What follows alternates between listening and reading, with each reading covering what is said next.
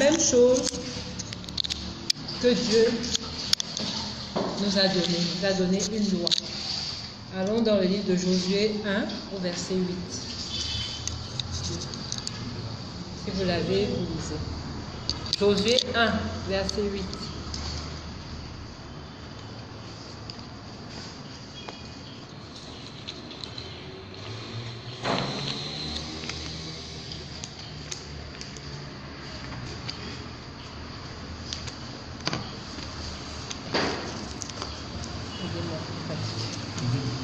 Josué 1, verset 8. Que ce livre de la loi ne s'éloigne point de ta bouche, médite-le jour et nuit, pour agir fidèlement selon tout ce qui est écrit. Car c'est alors que tu auras du succès dans tes entreprises. C'est alors que tu réussiras. Amen. Ce que nous devons savoir, c'est que tous nos choix auront des conséquences. Prenons le livre de Deutéronome au chapitre 1, 26 à 28. Alléluia. Amen.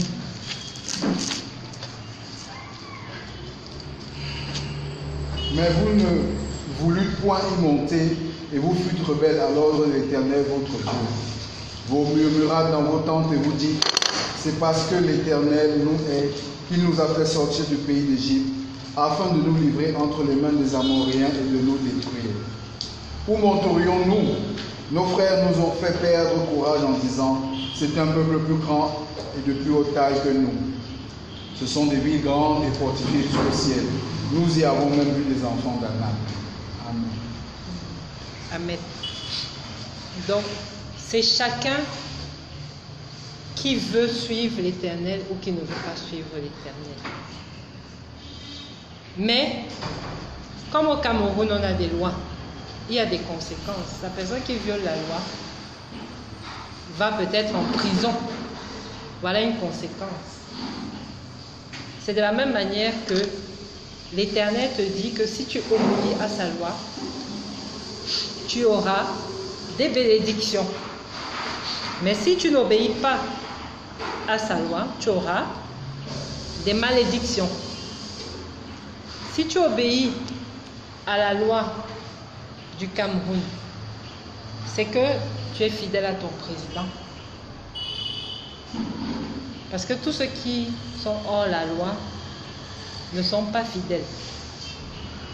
Si tu es fidèle à ton président, alors tout ce que le président a mis pour que le peuple soit à l'aise, tu auras aussi également ça.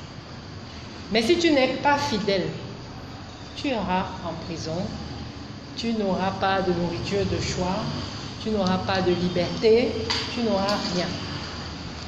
C'est comme ça que nous devons suivre Dieu. Parce que, peut-être je vais vous choquer, mais moi je vous dis, vous accusez trop le diable, mais vous vous accusez par vous-même. C'est vrai, il faut accuser le diable, parce qu'il a mis toutes ces choses. Le péché vient de lui, il est le père du péché. Mais si vous suivez le diable, ce n'est pas parce qu'il vous y a obligé, c'est parce que vous avez décidé de votre propre chef d'être hors la loi. Parce que si tu ne suis pas Dieu, alors tu suis l'autre. Qu'est-ce que la Bible nous dit? Celui qui n'est pas avec nous est contre nous. Alors, on peut se demander où intervient le diable dans nos vies. Et là, je vous emmène dans le livre de Josué, toujours, 24, verset 15.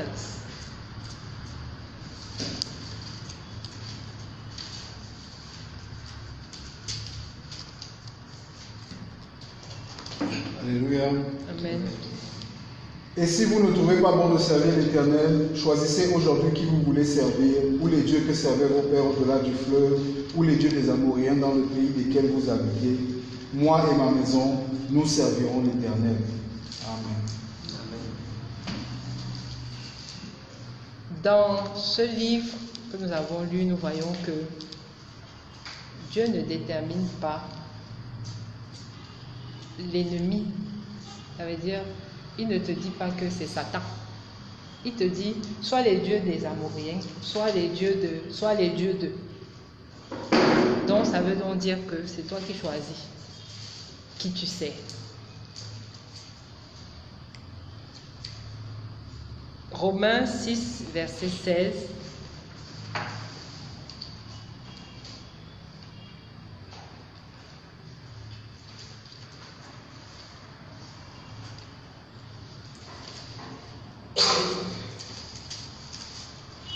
Alléluia. Amen. Ne savez-vous pas qu'en vous livrant à quelqu'un comme esclave pour lui obéir, vous êtes esclave de celui à qui vous obéissez, soit du péché qui conduit à la mort, soit de l'obéissance qui conduit à la justice? Amen. Vous comprenez donc que si vous êtes dans la captivité, c'est parce que vous obéissez à votre maître. Ce n'est pas que le maître est venu en vous, il a produit l'impudicité ou je ne sais pas quoi. C'est que vous êtes d'abord impudique, alors vous servez le maître. Parce que beaucoup de gens se sont approchés de moi pour me dire que s'il est comme ça, c'est à cause du diable. Mais non. S'il est comme ça, c'est d'abord son choix personnel. Est-ce que Judas était obligé de trahir Jésus? C'est une question que je vous pose. Était-il obligé? Non. Pourquoi il a trahi Jésus? C'était quoi son motivateur? C'était pas le diable son motivateur. Pasteur, c'était quoi le motivateur de Judas? La convoitise. Voici, il aimait la convoitise. Donc il avait déjà ça en lui. Et quand tu as ça en toi, vu que la convoitise n'est pas de Dieu, alors tu n'es pas de Dieu. Tout simplement. C'est pour ça qu'on dit qu'il n'y a pas de petit péché. J'entends souvent, vraiment, j'ai menti.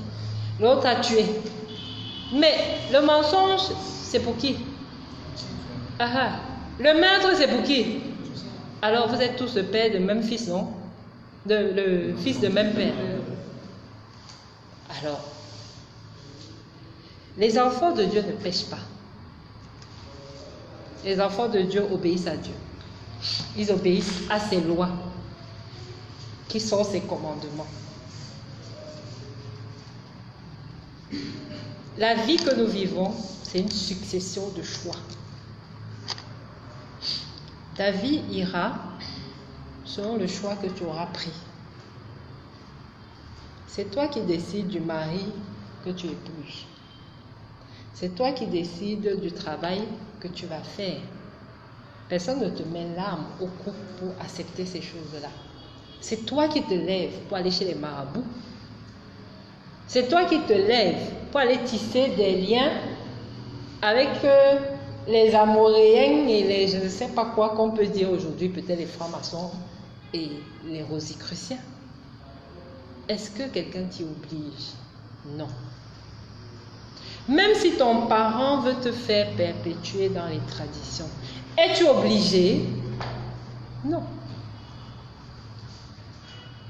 Moi, je suis de l'Ouest.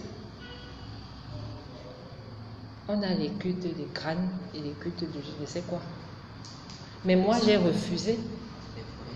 Les forêts sacrées. J'ai refusé. Les hommes m'en ont voulu. Mais moi, je sais que j'ai refusé parce que je suis de Dieu. Je ne peux pas accepter parce que les hommes veulent. Et très souvent, nous faisons nos choix par rapport aux hommes. Parce qu'un homme nous amène là-bas, alors je ne peux pas. Et c'est comme ça qu'on voit les femmes. Vraiment, moi, je ne peux pas aller à l'église. Pourquoi? Parce que mon mari a dit que là-bas, je ne peux pas aller. Attention, ton mari t'a dit d'accord. Femme, sois soumise à ton mari, d'accord. Mais ton salut alors? Ton salut. Tu deviens femme de la perdition. et tu rates ton salut, qu'est-ce que tu iras dire à Dieu? Mon mari m'avait dit, il va dire que, et moi je t'ai dit quoi? Nous faisons également nos choix par rapport à nos convoitises terrestres.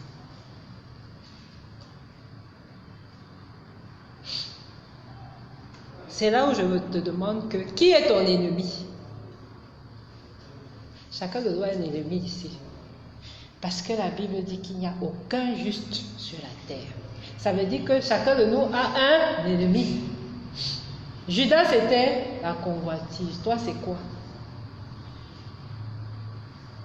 Parce que le Seigneur nous amène à là, parce que ce soir, nous allons tuer nos ennemis. Mais cela dépend de chacun de vous. Êtes-vous prêt à vous séparer de vos ennemis? Le Seigneur que nous servons nous a donné le libre arbitre. Il ne nous a obligés à rien faire. Donc, moi, servant le Seigneur, je ne peux pas aussi vous obliger à faire ce que je veux. Donc, ce que Dieu veut. Mais je peux vous enseigner. Et vous, au fond de vous, vous pouvez vous dire, oui, effectivement, je veux me séparer de ce démon. Parce que ce sont des démons.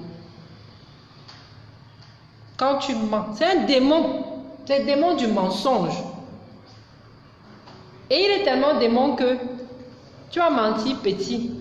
Demain, tu vas mentir un peu plus. Après-demain, beaucoup plus. Après, tu vas devenir menteur professionnel. Et on va t'appeler mythomane. Tu voles. Pasteur, tu crois que les kleptomanes là ont commencé à voler beaucoup, voler n'importe comment quand ils étaient jeunes? Non, ils sont allés. Je vole ça. Je m'en vais chez le pasteur. Je vole son t-shirt. J'ai à voler. Ah, ce n'est qu'un t-shirt. Demain, je repars, je vois les chaussures et le t-shirt. Après-demain, je vole même l'ensemble. Puisqu'il ne s'est pas rendu compte, alors je continue.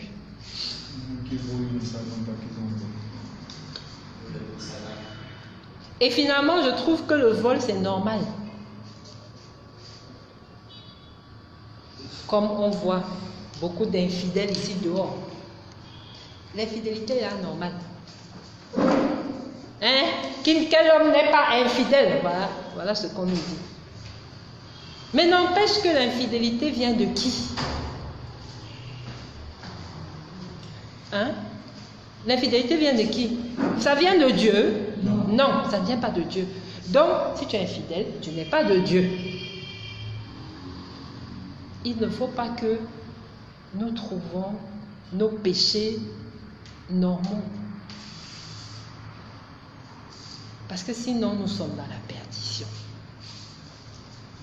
Peut-être tu viens ici écouter la parole. Mais peut-être avant, tu as déjà ouvert un site pornographique pour regarder. Tu es dans le péché. Et c'est comme ça que tu viens une fois. Pardon Seigneur. Le lendemain, tu refais. Tu reviens encore, pardon, finalement, ça devient normal. Ah, j'ai entendu qu'il y a la repentance ici, donc je regarde et après, j'arrive, je demande pardon, le Seigneur me pardonne. Et voilà, tout devient normal pour toi. Pourtant, ce péché n'est pas normal.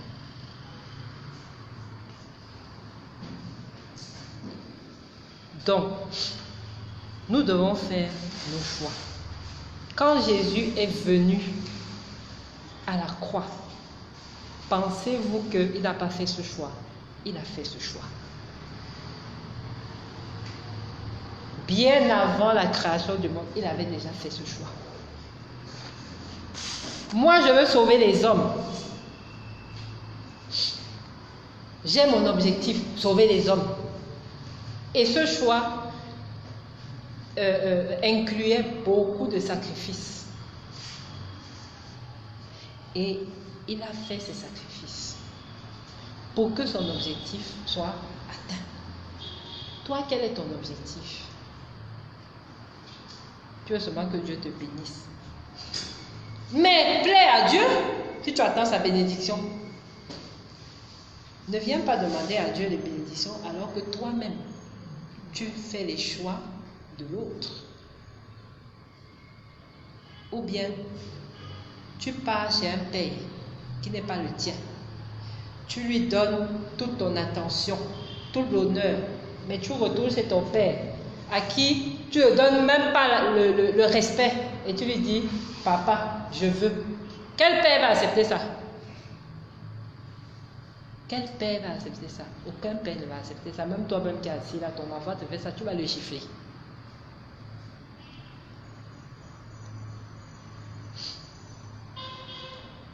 Donc, chaque fois que nous péchons,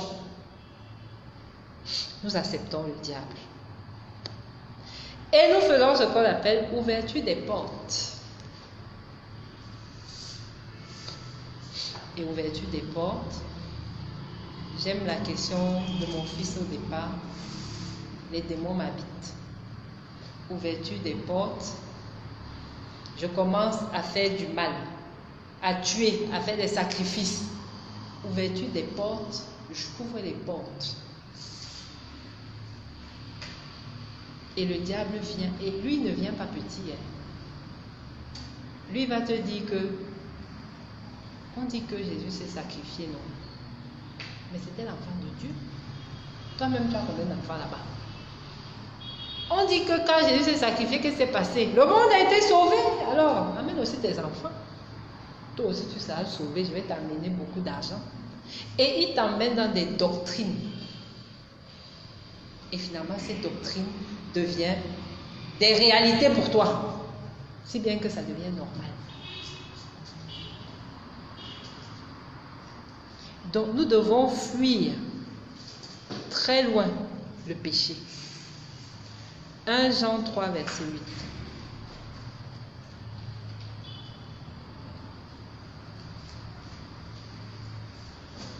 Alléluia. Amen. Celui qui pêche est du diable, car le diable pêche dès le commencement. Le Fils de Dieu est apparu afin de détruire les œuvres du diable. Amen. Amen. Celui qui pêche est du diable. Mais, heureusement pour nous, la grâce est apparue avec Jésus-Christ de Nazareth. Amen. Afin que celui qui pêche peut demander pardon et peut être racheté. Mais, mon frère, ma soeur, n'utilisez pas cette doctrine pour excuser vos péchés. C'est l'exemple de quelqu'un qui veut arrêter de pécher. Alors, il n'y arrive pas, mais il a la volonté. Il va vers le Christ. Il dit au Christ, je viens d'abandonner les péchés, je suis faible. Rends-moi fort, donne-moi le courage. Et petit à petit, le Christ lui permet de ne plus pécher. Je crois que vous voyez la nuance. Parce que nous, on pense que on part pécher, on vient là, oh Seigneur, pardonne-nous, on repêche encore, oh Seigneur, pardonne-nous. Non. Parce que si tu pêches, tu repêches, c'est que c'est ta volonté. Moi, je te dis que quand tu es avec Christ, cela se passe bien. Parce que tu lui demandes de l'aide. Donc, tu te repens et tu l'acceptes comme ton Seigneur et ton Sauveur. Sauveur, ça veut dire qu'il te sauve même de ce péché. Nous sommes tenus par les péchés ici. Le Seigneur me le révèle. Et il n'y a pas quelqu'un qui n'est pas tenu par un péché dans cette salle. Quand je vous dis quelqu'un, je parle même des hommes de Dieu.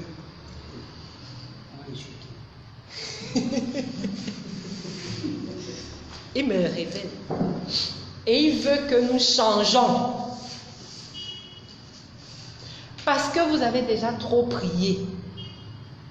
Seigneur, je veux voir ma bénédiction. Oh, donne-moi le mariage. Donne-moi l'enfant.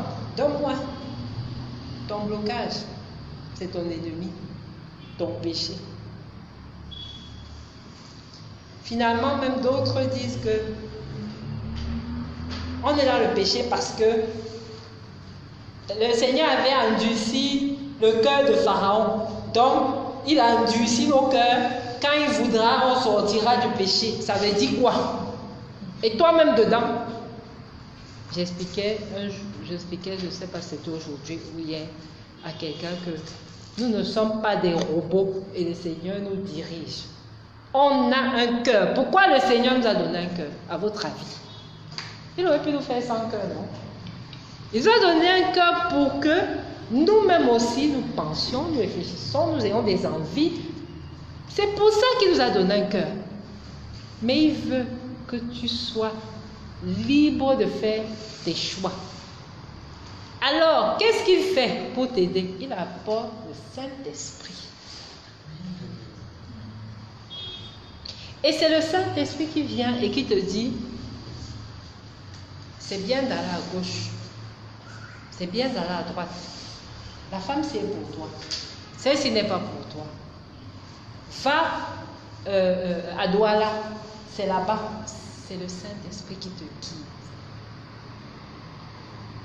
Mais si tu n'écoutes pas le Saint-Esprit, je demande au pasteur, si tu n'écoutes pas le Saint-Esprit, qu'est-ce que Dieu te fait? Là, sur la terre, ici. Qu'est-ce qu'il te fait?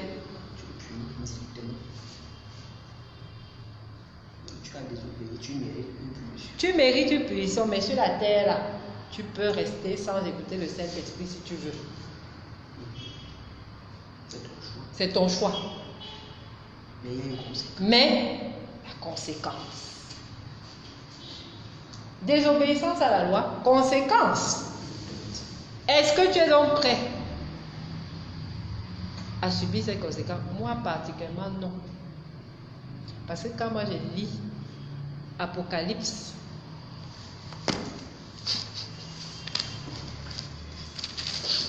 « 21, verset 8. Qu'est-ce qu'on dit ici?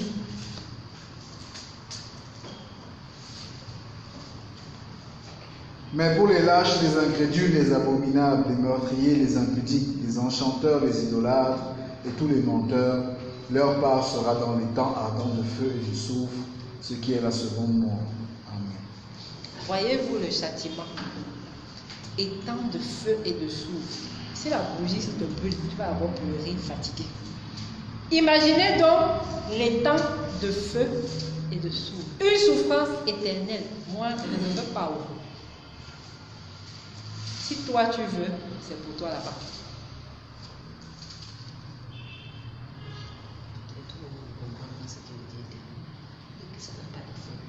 Voilà. Ça n'a pas de fin. Tu brûles, tu rebrûles, tu rebrûles, tu brûles, tu brûles. Toute ta vie, tout jusqu'à que le monde s'arrête.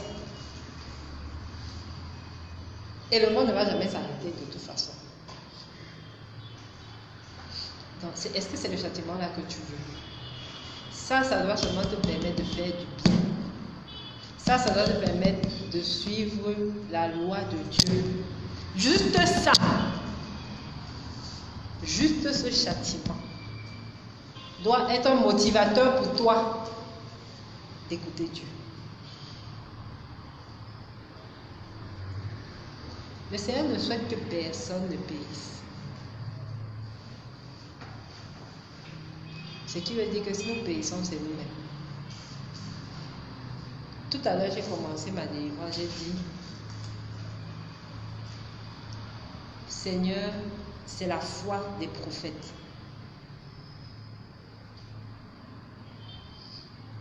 Parce que le Seigneur donne la grâce.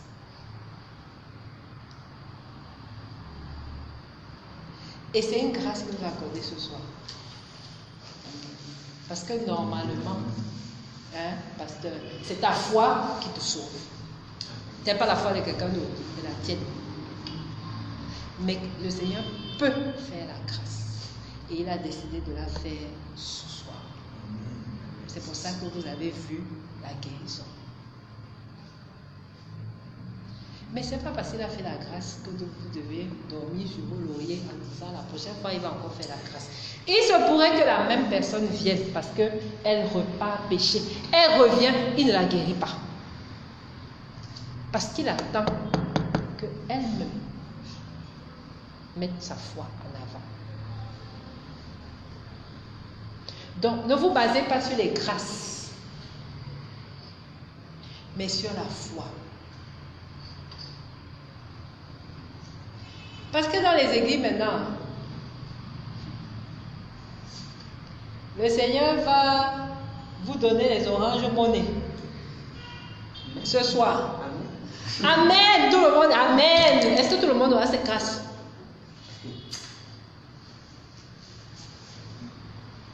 On se base sur la grâce et on oublie la foi. Finalement, ce n'est que la grâce. On oublie la loi, on oublie la foi.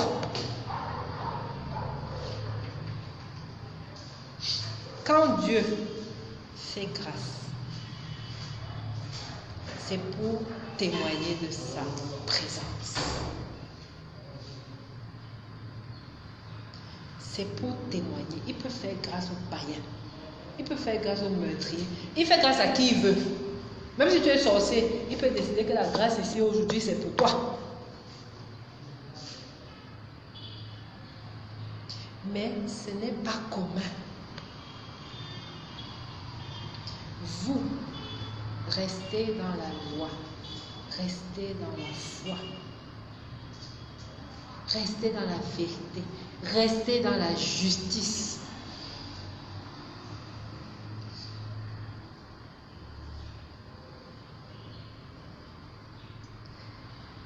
On prêche maintenant que les 10 commandements, vraiment, ça ne vaut plus la peine. Moi, quand je vois les 10 commandements, pour moi, c'est l'amour que le Seigneur nous demande. Premier commandement, pasteur, c'est quoi le premier commandement? Tu aimeras ton Dieu de tout ton cœur. Voici le premier commandement. Tu aimeras ton Dieu de tout ton cœur. Donc, amour pour Dieu. Le reste des commandements, c'est quoi? Tu ne tueras point, tu ne voleras point, tu ne convoiteras point. Ça, c'est l'amour du prochain. Donc, tout ça peut être résumé en un seul commandement, comme avait dit le Christ. Le Christ n'a pas dit que les 10 commandements n'existent plus.